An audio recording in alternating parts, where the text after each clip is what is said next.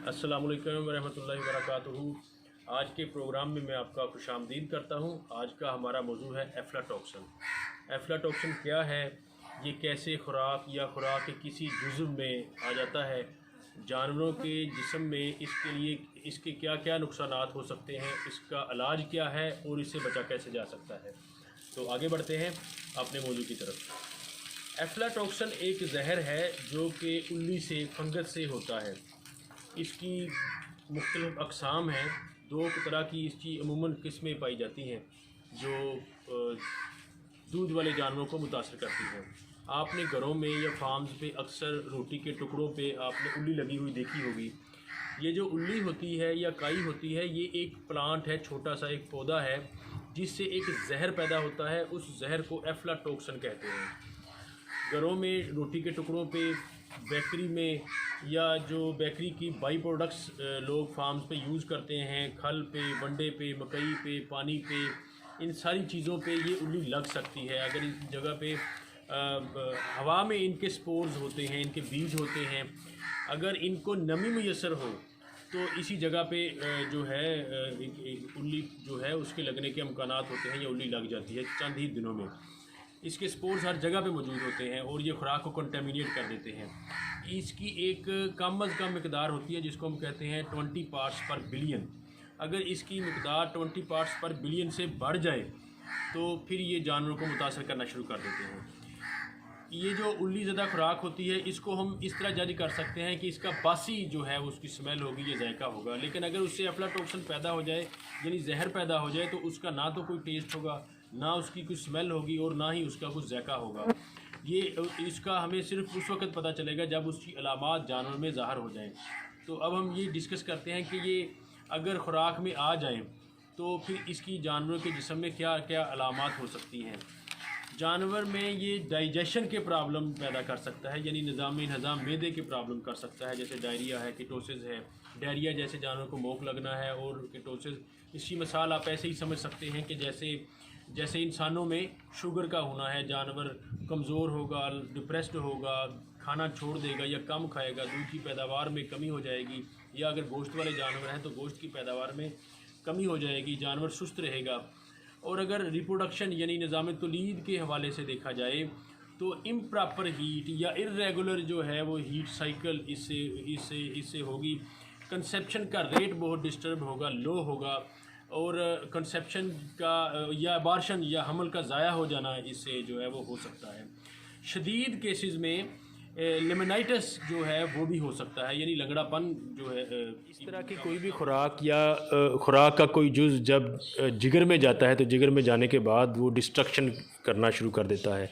जो वो जहर या केमिकल पैदा करता है उसको एफ्लाटॉक्सिन M1 कहते हैं। एफ्लाटॉक्सिन M1 मिल्क से एक्सक्रीट होता है, और इंटरनेशनल लेवल पे जो इसका टॉलरेटेबल लेवल है, इसका काबिल बर्दाश्त इसकी सतह है, वो है 0.5 पार्ट्स पर बिलियन। इनके अलावा एक बहुत बड़ा मसला होता है थनों का या हवाने की सोजिश का, जिसको हम मेस्टाइटिस या साड़ू कहते हैं। ये बहुत अहम मसला हो सकता है। या अगर अर्ली लैक्टेशन की स्टेज है तो अर्ली लैक्टेशन की स्टेज में, या जिन जानवरों ने अभी सुआ दिया है, बच्चा दिया है, उस स्टेज में जैसे मैंने अर्ज़ किया कि कीटोसिस हो सकता है। ये बहुत कॉमन मामला है कि जब इसकी मकदार यानी इसकी मकदार खुराक या इसके किसी जुज़ में 20 पार्ट्स पर बिलियन 20 पार्ट्स पर बिलियन जो है वो इसका काबिल बर्दाश्त इसकी सतह है। अगर खुराक में या इसके किसी जुज़्व में इसकी मकदार 20 पार्ट्स पर बिलियन से बढ़ जाए तो ये दूध में ज़ाहिर हो जाता है। 5 पार्ट्स पर बिलियन जो आएगी, जो इंसानी सेहत के लिए भी ठीक नहीं, ख़ुसूसन छोटे बच्चों के लिए ये बिल्कुल भी ठीक नहीं।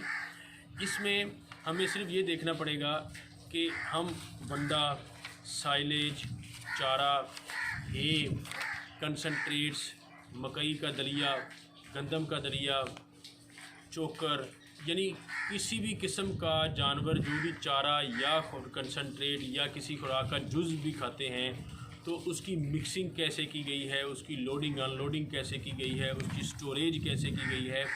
किसी भी मकाम पे, किसी भी लेवल पे अगर उनकी स्टोरेज का, ट्रांसपोर्टेशन में उसको नमी आ जाए, नमी का लेवल अगर बढ़ जाए, जैसे बरसात के मौसम में होता है, तो इनमें उल्ली जो है वो लग जाती है, जो फीड या उसके इंग्रेडिएंट्स को कंटेमिनेट कर देती है, जिसके ज़रिए जब वो कंटेमिनेटेड फीड जानवर खाते हैं तो उनका दूध जो है वो एफ्लाटॉक्सिन पॉजिटिव कर देता है।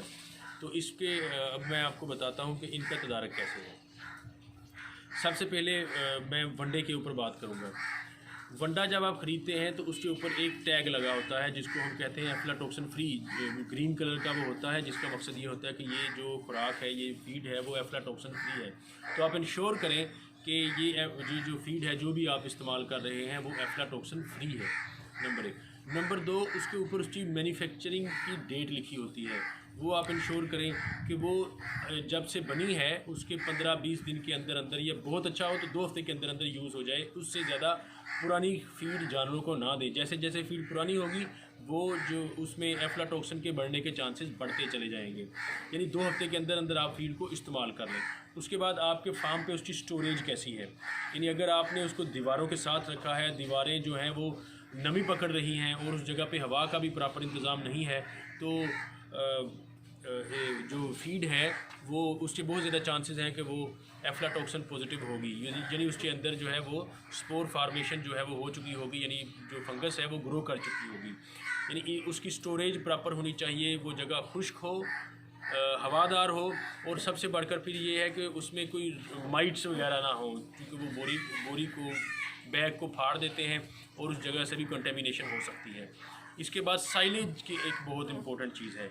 अगर वो बंकर के अंदर आप खिला रहे हैं या साइलेज की आपके पास बेल्स हैं, अगर बंकर में आप खिला रहे हैं तो आप कोशिश करें कि जो उसका जो बंकर का मुंह है उससे आप साइलेज को ऐसे काटें जैसे केक काटा जाता है। 6-7 इंच रोज़ाना कम अज़ कम, ये कम अज़ कम मैं बता रहा हूँ कि कम अज़ कम 6-7 इंच आप उसको रोज़ काटें, ताकि जो हवा से स्पोर जो हैं वो कंटेमिनेट ना करें, उनको वक्त ना मिले कंटेमिनेशन का, वो डेली आप कट करके देते रहें। और अगर आप बेल में साइलेज देते रहें तो अगेन फिर उसकी स्टोरेज का इशू है। साइलेज बेल में और पिट में किसी भी जगह से उसको हवा नहीं जानी चाहिए, किसी भी जगह से उसको पानी जो है वो नहीं जाना चाहिए, यानी पानी आने के फ़ौरन बाद उसमें नमी का लेवल बढ़ जाएगा और स्पोर फार्मेशन जो है वो होना शुरू हो जाएगी, जिससे फंगस लगेगी, जिससे बाद में एफ्लाटॉक्सिन का मसला जन्म लेगा। इसके बाद हम आ जाते हैं मकई एक बहुत बड़ा ज़रिया है जो एफ्लाटॉक्सिन का। मकई खुश्क होनी चाहिए, साफ़ होनी चाहिए। इसकी तस्वीरें भी प्रेजेंटेशन में हम आपके साथ शेयर करेंगे। और इसी तरह है चारा भी बासी नहीं होना चाहिए। और सबसे इम्पोर्टेंट मैं आपके साथ यहाँ एक चीज़ शेयर करता हूँ, पानी की जो टैंकी है या होज़ है जहाँ से जानवर पानी पीते हैं वो हम वक्त और हमेशा साफ़ सुथरा होना चाहिए। अमूमन फार्म्स पे देखा गया है कि लोग जो पानी वाला बर्तन या टैंकी होती है उसको साफ़ नहीं करते। इसको कम अज़ कम हफ्ते में एक बार चूना फेर के साफ़ करें, ताकि इसमें किसी तरह की उल्ली की कंटेमिनेशन ना हो। ये बहुत बड़ा ज़रिया है फीड को यानी के फंगस से उसको कंटेमिनेट करने का।